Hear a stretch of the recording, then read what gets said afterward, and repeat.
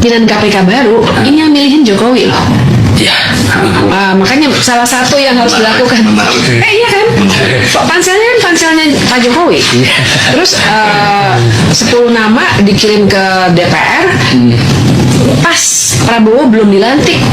Jadi di ujungnya Jokowi banget. Jadi ini orangnya Jokowi nih. Jadi salah satu cara menurut saya kalau misalnya Prabowo ingin membuktikan saya punya bayangan deh gimana ke depannya pemberantasan korupsi, harusnya tuh partainya di DPR tolak semuanya.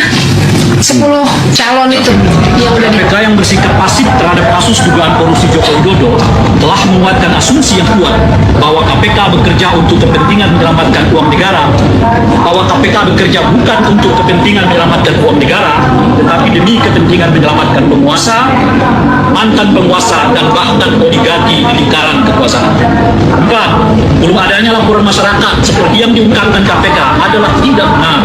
Sebab kawan kami aktivis Nurani 98 tadi disebutkan tahun 2022 dan 2023 yang 4 yang lalu telah pernah melaporkan dugaan KKN dan tindak pidana pencucian uang yang dilakukan oleh keluarga Joko Widodo ke KPK pada tanggal 10 Januari 2022 dan laporan dugaan gratifikasi dan atau suap berupa penggunaan jet pribadi mewah oleh putranya yang bernama Kaisang. Selain itu, ada juga laporan dari TPDI pada tanggal 23 Oktober 2024. Disebutkan pula bahwa dalam persidangan mantan Gubernur Maluku Utara juga muncul istilah blok Medan yang disinyalir terkait dengan keluarga Joko Widodo. Jadi, KPK minta laporan seperti apa lagi padahal sudah banyak yang melaporkan Joko Widodo dan keluarganya khususnya kepada KPK. Maka dan oleh karena itulah kami dari Eksponen 98 yang tergabung dalam Nurani 98 yang memiliki tanggung jawab moral dan konstitusional pada sejarah reformasi 98 mendesak KPK untuk segera memeriksa harta kekayaan Joko Widodo beserta kekayaan keluarganya, istrinya, anak-anaknya, menantunya, dan saudara-saudaranya dalam 10 tahun terakhir.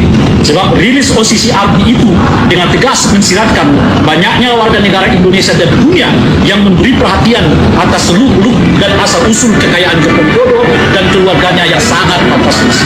Demikian desakan ini kami sampaikan kepada KPK agar KPK segera menindaklanjuti tuntutan ini untuk memanggil saudara Joko Widodo, putra-putrinya, dan atau menantunya untuk dimintai keterangan tentang asal-usul kekayaannya yang segera ditingkatkan ke tahap penyidik. Jakarta, 7 Januari 2004, hormat kami, Nurani 98, Rai Rangkuti, Ubaidillah Batu, Mbai, Ahmad Wakil, Toro, Anton Musdanar, Adi Purwanto, Tejo Asmoro, Bowo Santoso, dan nama-nama lain yang sempat kami masukkan dalam hal ini. Terakhir yang kami sampaikan itu adalah adanya perdebatan soal mana buktinya itu ditantang oleh Pak Jokowi pun juga ditantang oleh KPK. Perlu kami sampaikan bahwa tidak ada satupun di dunia ini yang bisa membuktikan bahwa Pak Jokowi dan keluarganya itu telah melakukan tindak pidana korupsi. Sebab bukti itu hanya bisa ditetapkan oleh penyidik, bukan oleh warga negara biasa seperti kami. Yang bisa disampaikan itu kami menyampaikan data. Tergantung penyidik apakah data itu dianggap menjadi bukti yang sah untuk meningkatkannya ke tahap proses penyidikan atau tidak. Oleh karena itu, jangan lagi sekali-kali kita ini ombang-ambingkan dengan istilah mana buktinya. Gak ada buktinya, yang ada adalah datanya. Kalau ditanya ada datanya, sudah kita serahkan dulu tahun 2022 ke KPK, 2004 lalu ke KPK, baik oleh Nurani 98 maupun oleh organisasi masyarakat yang lain. Tinggal penyidik di KPK sekarang berani nggak untuk menetapkan data-data yang diserahkan itu sebagai bukti awal dugaan terjadinya pelanggaran pidana terkait dengan suap, korupsi, dan sebagainya yang menyangkut keluarga Pak Jokowi. Sehingga dengan begitu terang benderang sekarang, jangan orang lagi diombang-ambingkan dengan dalih mana bukti. Nggak ada bukti, yang ada data, dan data itu telah kami serahkan. Tinggal penyidik sekarang yang memiliki kewenangan untuk menentukan apakah data itu cukup untuk dinyatakan menindaklanjuti dalam proses hukum. Itu yang terakhir dari kami. Terima kasih, dan terima kasih juga kami sampaikan kepada seluruh kawan-kawan media yang berkenan menghadir ini. Ini semacam tantangan kepada KPK kalau kepada orang-orang yang berhubungan. Halo Sobat Politik, selamat datang kembali di channel ini. Perkembangan terkait pemeriksaan dokumen yang melibatkan beberapa lembaga kembali menjadi sorotan hari ini. Pada kesempatan ini, saya akan merangkum informasi yang sedang beredar dengan bahasa yang tenang, sehingga tidak memihak pada pihak manapun. Saya sampaikan sejak awal seluruh uraian berikut hanyalah rangkuman perkembangan yang diketahui publik, dan kepastian mutlak akan sepenuhnya bergantung pada hasil resmi yang dikeluarkan oleh lembaga yang berwenang menangani hal ini. Video ini memaparkan video mengenai langkah pemeriksaan data dan dokumen yang berkaitan dengan riwayat pendidikan Joko Widodo yang dilaksanakan di lingkungan Komisi Pemilihan Umum.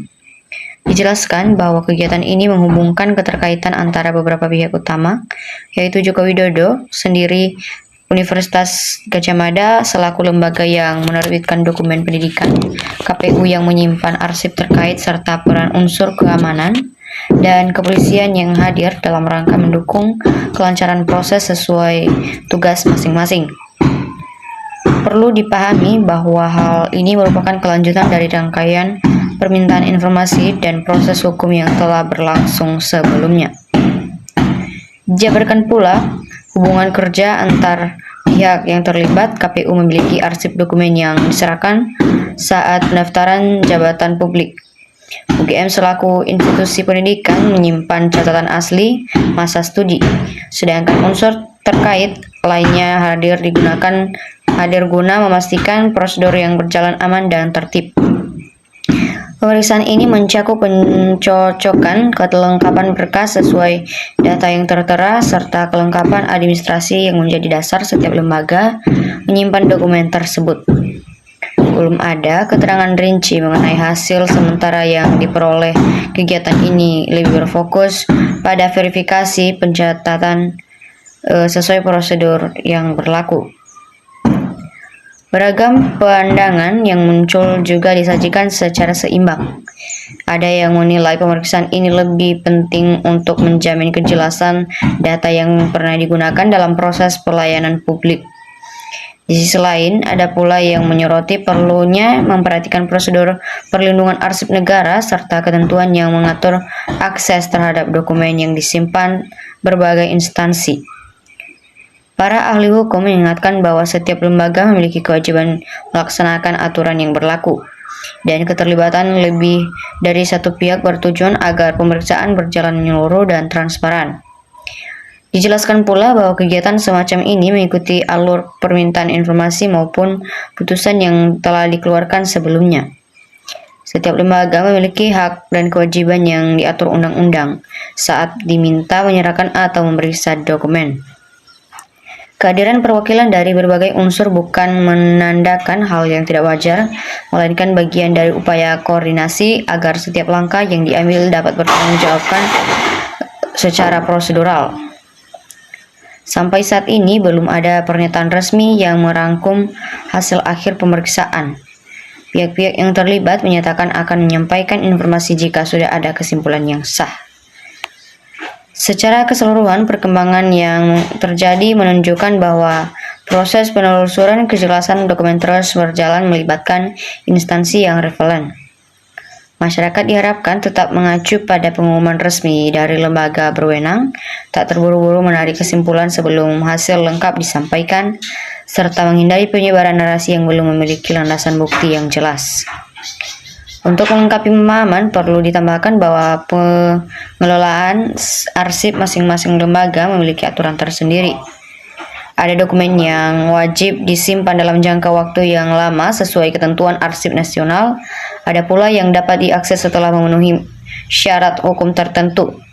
Terkadang perbedaan aturan inilah yang menjadi latar belakang adanya proses panjang sebelum akhirnya data dapat diperiksa bersama. Selain itu, pemeriksaan bersama ini bertujuan menghindari kesalahpahaman mengenai kesesuaian data antar instansi, bukan langsung menilai benar atau salahnya dokumen secara pihak. Penilaian lebih mendalam baru akan dilakukan jika ditemukan hal yang perlu ditelusuri lebih lanjut sesuai hukum yang berlaku. Selain proses pemeriksaan itu sendiri, ada beberapa poin mendasar yang patut kita pahami bersama agar tidak salah tangkap makna dari perkembangan kali ini. Pertama, keterlibatan 3 unsur utama yakni perwakilan Joko Widodo, UGM, dan Komisi Pemilihan Umum serta dukungan unsur keamanan merupakan hal yang wajar dalam rangka melengkapi rantai keterangan dokumen. Sebagaimana diketahui, saat seseorang mendaftar untuk jabatan publik, dokumen pendidikan menjadi salah satu persyaratan yang diserahkan ke KPU. Sedangkan arsip asli dan catatan lengkap penyelenggaraan pendidikan tetap berada di bawah pengelolaan perguruan tinggi. Menghadirkan pihak-pihak yang menyimpan jejak data tersebut bertujuan agar pencocokan berjalan utuh, transparan, dan tidak bergantung pada satu sumber saja. Kedua, perlu dibedakan antara kegiatan verifikasi administratif dengan putusan yang menyatakan sah atau tidaknya suatu dokumen. Kegiatan yang berlangsung saat ini masih masuk dalam tahapan pengumpulan data dan pencocokan kelengkapan fisik serta administrasi. Belum ada tahap penetapan hukum yang bersifat mengikat.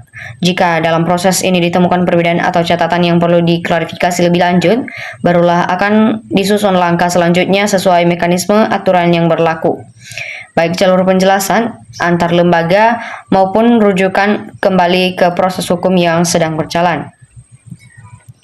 Ketiga, kehadiran unsur keamanan atau kepolisian sejauh ini mengikuti prosedural standar pengamanan kegiatan resmi instansi, bukan menandakan adanya dugaan tindak pidana yang langsung ditangkap di tempat.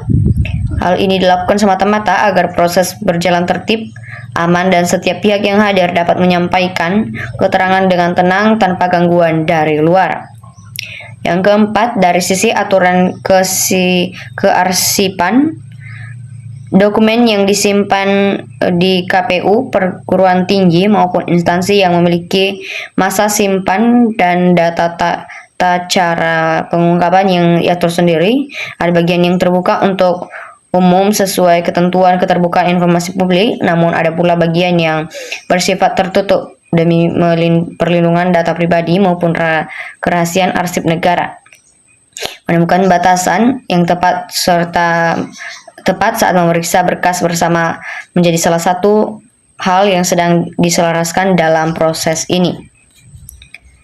Demikianlah uraian yang dapat saya sampaikan, rangkuman dari perkembangan yang terjadi. Sekali lagi saya tegaskan bahwa pembahasan ini hanya upaya menyajikan informasi yang beredar secara seimbang tanpa bermaksud mendukung atau menolak salah satu pihak. Saya menyadari mungkin masih ada hal yang belum lengkap atau kurang tepat penyampaiannya, sehingga saya memohon maaf yang sebesar-besarnya apabila ada tutur kata atau penyajian yang kurang berkenan.